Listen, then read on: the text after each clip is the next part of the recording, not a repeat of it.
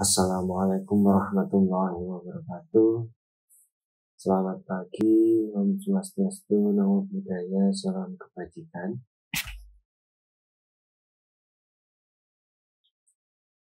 Hari ini kita akan membahas terkait masalah ekonomi dalam sistem ekonomi. Diharapkan kalian setelah mempelajari terkait masalah ekonomi dalam sistem ekonomi, kalian dapat menganalisis masalah ekonomi dalam sistem ekonomi, menyajikan hasil analisis masalah ekonomi dalam sistem ekonomi. Sebelum itu berdoa menurut keyakinan masing-masing. Berdoa silahkan.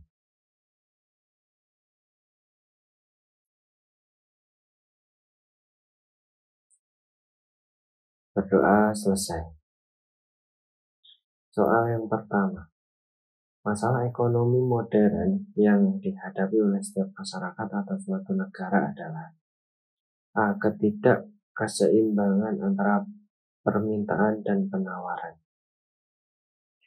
B. Barang atau jasa apa yang diproduksi, bagaimana cara memproduksi dan untuk siapa diproduksi.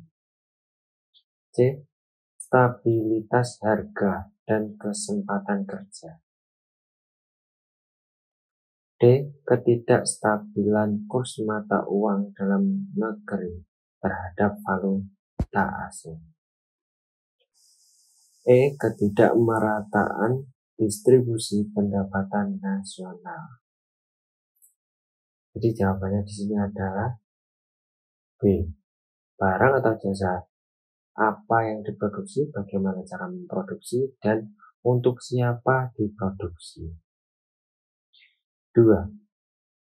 Pemerintah daerah berupaya membangun perumahan bersubsidi yang harganya terjangkau bagi masyarakat berpenghasilan menengah ke bawah. Hal tersebut dilakukan untuk mengatasi permasalahan yang terkait dengan masalah banyaknya warga masyarakat yang belum memiliki tempat tinggal. Kegiatan tersebut menunjukkan adanya upaya pemecahan permasalahan pokok ekonomi modern, yaitu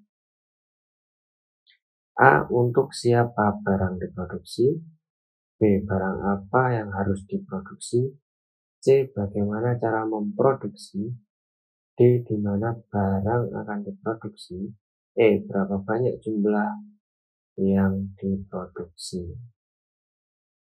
Jawabannya adalah A. Untuk siapa barang diproduksi. 3. Chandra baru memulai usaha berupa sepatu olahraga. Chandra hanya melayani pembelian dalam jumlah besar yang dilakukan oleh pedagang besar. Pedagang besar akan menjual kepada pengecer dan pengecer akan menjual kepada konsumen. Hal tersebut mengakibatkan harga sepatu olahraga menjadi tinggi ketika sampai kepada konsumen. Masalah pokok ekonomi klasik yang dihadapi Chandra adalah A. Mahalnya harga yang diberikan pihak pengecer kepada konsumen. B.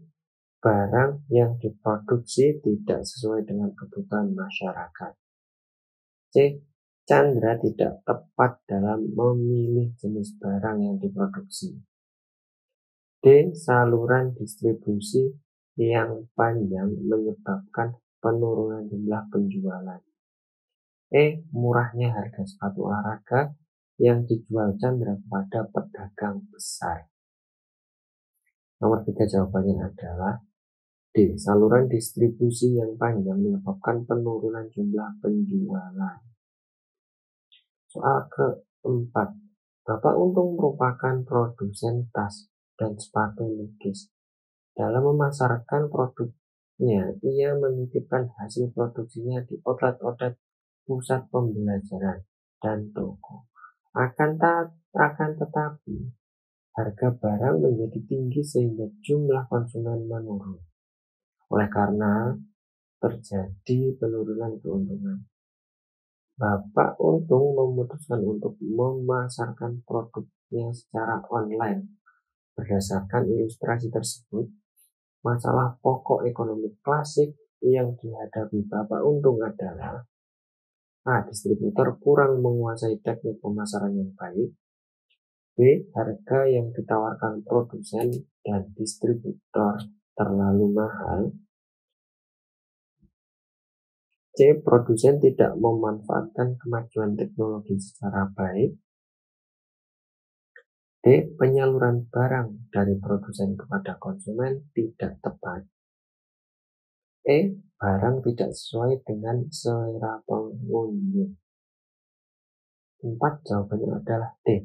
Penyaluran barang dari produsen kepada konsumen tidak tepat. Soal nomor 5. Dewasa ini di dunia praktis hanya tinggal beberapa negara yang masih menjalankan sistem ekonomi komando atau terpusat, yaitu A. Kuba dan Rusia, B. Korea Utara dan Kuba, C. Rusia dan Inggris, D. Korea Utara dan Vietnam, E. Kuba, Rusia, Korea Utara dan Malaysia. Jawabannya adalah B. Korea Utara dan Kuba. Soal nomor 6. Pada sistem ekonomi pasar sering terjadi krisis ekonomi karena A. Pemerintah tidak mengontrol kegiatan perekonomian. B. Terjadinya permainan dalam pasar oleh golongan yang bermodal kuat. C. Masyarakat tidak aktif dalam melakukan pengawasan. D. Terjadi monopoli yang dilakukan negara yang dapat merugikan rakyat.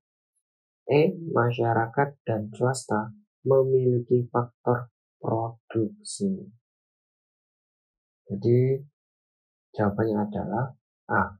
Pemerintah tidak mengontrol kegiatan perekonomian. Soal nomor 7. Pemerataan pendapatan. Gejolak ekonomi, krisis ekonomi dapat ditanggulangi oleh pemerintah. Hal ini merupakan A. Kebaikan sistem ekonomi pasar, B. Keburukan sistem ekonomi pasar, C. Kebaikan sistem ekonomi komando, D. Keburukan sistem ekonomi komando, E. Ciri-ciri sistem ekonomi campuran. Jawabannya adalah C. Kebaikan sistem ekonomi komando. 8. Berikut ini yang merupakan perbedaan sistem ekonomi campuran dan sistem ekonomi demokrasi ekonomi Pancasila adalah sistem ekonomi campuran menitik beratkan pada kekuasaan individu, sedangkan sistem ekonomi Pancasila menitik beratkan pada kesesuaian kekuasaan pemerintah. B. Sistem ekonomi campuran dilakukan oleh negara maju, sedangkan sistem ekonomi Pancasila oleh negara berkembang. C. Sistem ekonomi Pancasila dilandaskan pada filsafat negara Indonesia, sedangkan sistem ekonomi campuran berlandas pada keadaan sosial suatu negara. D. Sistem ekonomi Pancasila diberlakukan di Asia, sedangkan sistem ekonomi campuran di Eropa. E. Sistem ekonomi Pancasila memiliki kelebihan untuk kesejahteraan masyarakat, sedangkan sistem ekonomi campuran tidak. Nomor 8, jawabannya adalah C. Sistem ekonomi Pancasila dilandasi pada filsafat negara Indonesia, sedangkan sistem ekonomi campuran berlandaskan pada keadaan sosial suatu negara. Soal nomor 9. Sistem demokrasi ekonomi Pancasila disebut juga sistem ekonomi kerakyatan karena pada sistem ini dilandasi oleh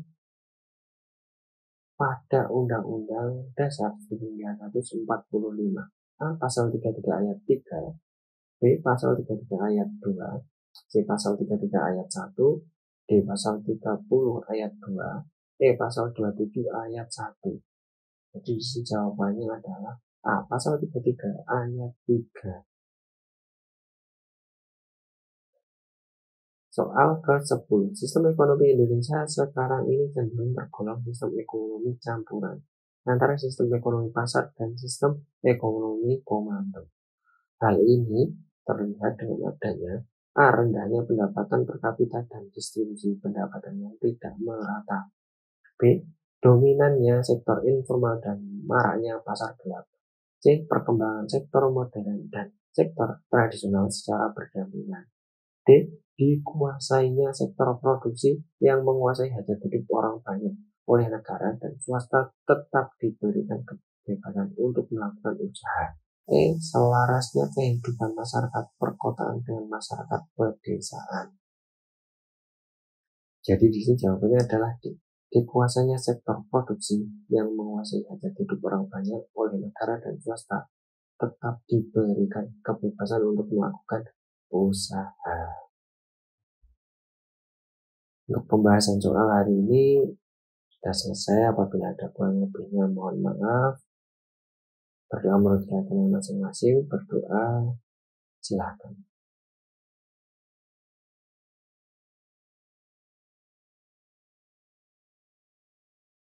Berdoa selesai.